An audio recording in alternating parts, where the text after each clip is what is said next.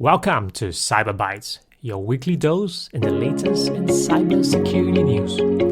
I'm your host, Edwin Kwan, and today we've got a huge lineup of stories that really capture where the cybersecurity landscape is heading. We'll be talking about how Google is cracking down with mandatory developer identity verification for Android. We've found the first AI-powered ransomware discovered in the wild. We're talking about a supply chain compromise in the NPM ecosystem that creatively use AI tools as reconnaissance assistants. There's another Citrix 0 day with nearly 30,000 devices exposed. And we'll finish off with the latest evolution of the Entesia Android banking Trojan that's spreading globally through Google Play apps. Plenty to cover today, so let's get started. So let's start with the big one from Google. Starting this October, Google will be rolling out something that's called developer verification. The idea is pretty simple. If you want your app to run on certified Android devices, you're going to need to prove who you are. Now, this isn't entirely new. Back in 2023, Google made developers on the Play Store register with a DUNS number, which helps reduce shady apps slipping through the cracks. But this announcement goes much bigger. It goes beyond Google Play. It's not just about apps downloaded from the official store, but any app installed on a Google certified Android device. So that includes side-loaded apps from websites, third-party marketplaces, or even an email attachment. And that's pretty important because Google's stats are pretty shocking. Side-loaded apps are 50 times more likely to contain malware compared to apps from the Play Store. 50 times. That's terrifying when you think about how many people side-load apps daily in markets like Brazil, Indonesia, and even here in Australia. The rollout will be phased. Early access for some developers in October this year, with the wider program in March 2026. It's going to be mandatory for certain regions by September 2026, with a global rollout by 2027. And compliance is important. If you don't verify your identity as a developer, your app simply won't run on Samsung, Pixel, Xiaomi, Oppo, OnePlus. Pretty much any mainstream Android device that ships with Google Play services. If that sounds like a lockdown on the Android open ecosystem, you're right. While it massively reduces the ability for anonymous threat actors to push fake apps that impersonate legitimate developers, it also changes what it means to distribute software independently on Android.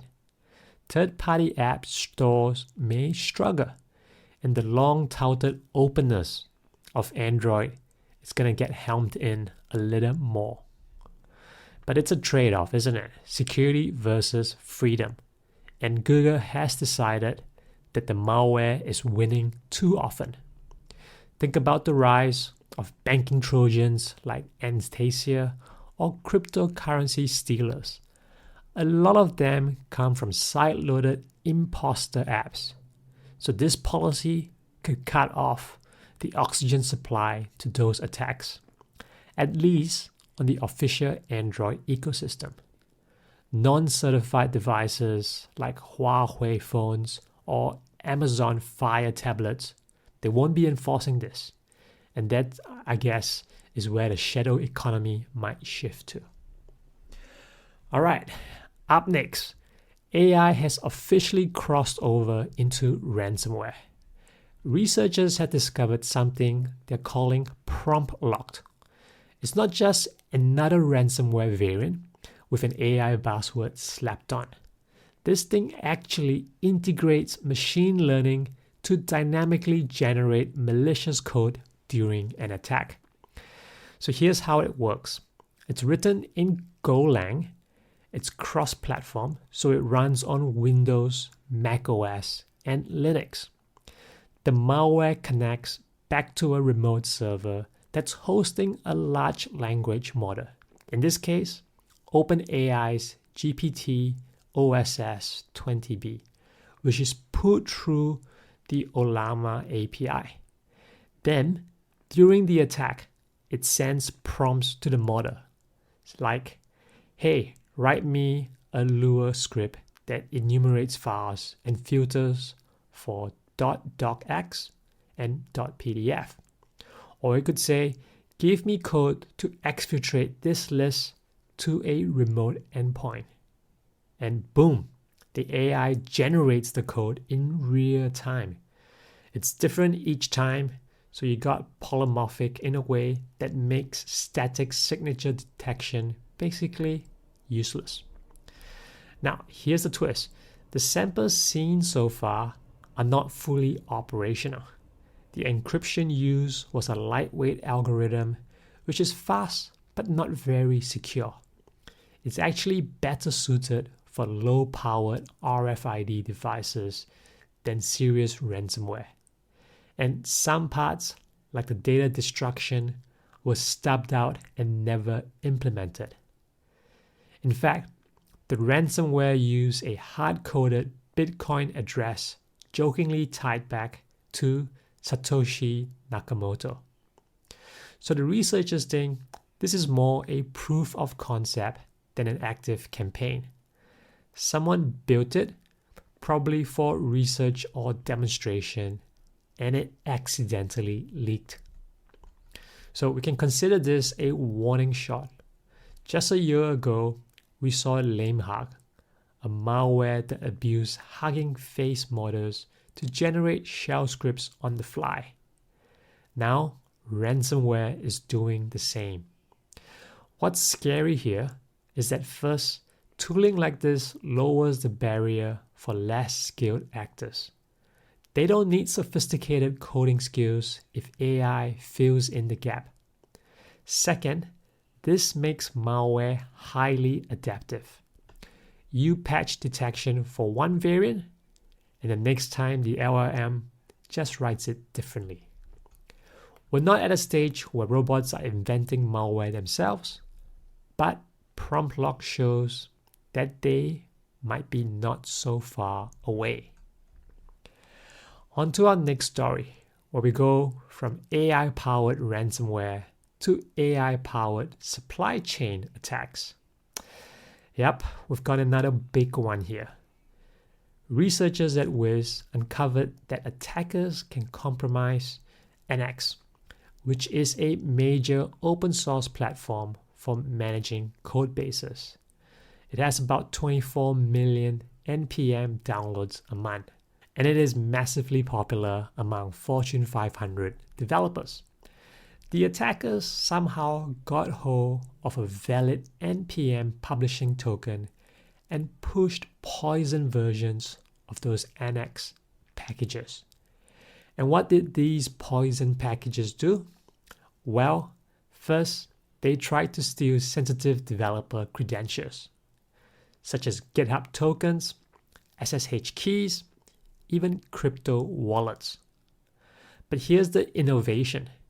They hijacked locally installed AI command line tools, things like your Claude CLI, your Gemini CLI, or Amazon Q. These poison packages would literally invoke your AI assistant tool, and they'll say things like, hey, recursively scan this file system, grab any interesting looking paths like .ssh or .npmrc, and write them into an inventory file. In other words, they made your AI assistant become their reconnaissance bot. Then the attack would upload that credential data by posting it to GitHub repos under the victim's own accounts. Now, GitHub caught on after about 8 hours, but the damage was already done. Wiz counted over 1,000 stolen GitHub tokens, 20,000 files leaked. Oh, and to make the infection more obvious, the attackers baked the shutdown commands into startup files. So on login, affected systems would just power off. Probably helped the detection, ironically. This is historic in a way because it's the first documented attack where an AI assistant tool got coerced into doing malicious reconnaissance. Development workflows are changing fast with AI co-pilots embedded everywhere, and attackers are watching. If those AI assistants can be tricked into running local scans or revealing secrets, the supply chain attack surface just grew dramatically. We're on to our fourth story, and we're back to the very familiar recurring chapter in cybersecurity news, Citrix.